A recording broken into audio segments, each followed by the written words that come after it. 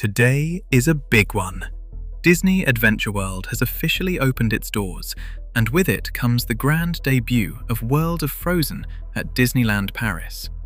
This is one of the most ambitious park transformations in the resort's 34-year history.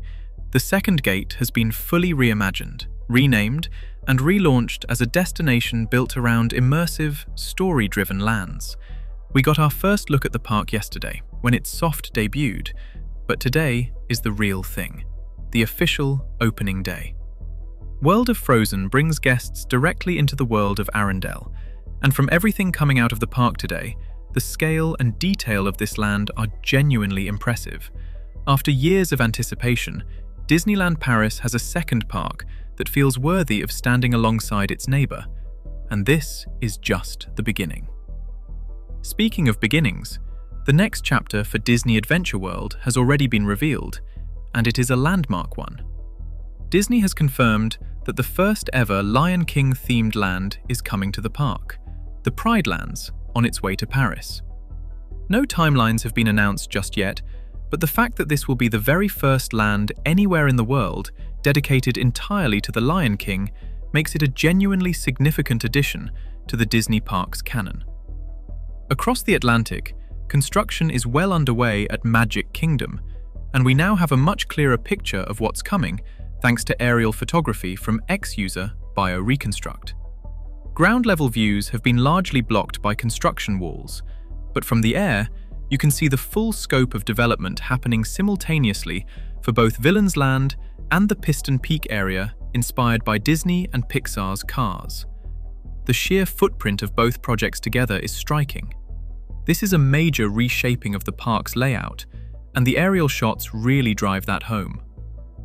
Over in the UK, Alton Towers has just opened its newest attraction, Bluey the Ride. Here come the grannies. The junior roller coaster is based on the hugely popular Australian animated series Bluey, and this particular adventure takes its cues from the fan-favourite Grannies episode.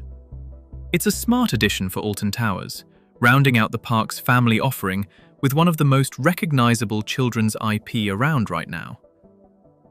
Not such positive news from Merlin Entertainments, which has reported a drop in both attendance and revenue, describing the past year as a transitional one. It's worth watching how Merlin frames this, given the company has been investing heavily across multiple sites, including Alton Towers and Thorpe Park. Transitions cost money, and the numbers are reflecting that.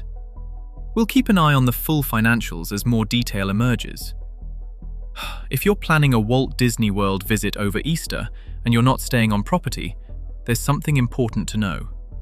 Reports are emerging that Disney Transport bus services are currently restricting ridership to resort guests only, with cast members checking for proof of guest status before boarding.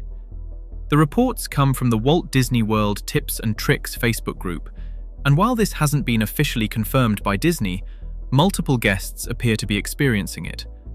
Worth planning around if you're commuting in from off-site accommodation this season. In other news, the Disneyland monorail closes for refurbishment today, March 30th, and with the calendar currently showing no return date through at least May 4th, guests should expect an extended closure. This will affect access via the downtown Disney entrance, so factor that in when planning your day.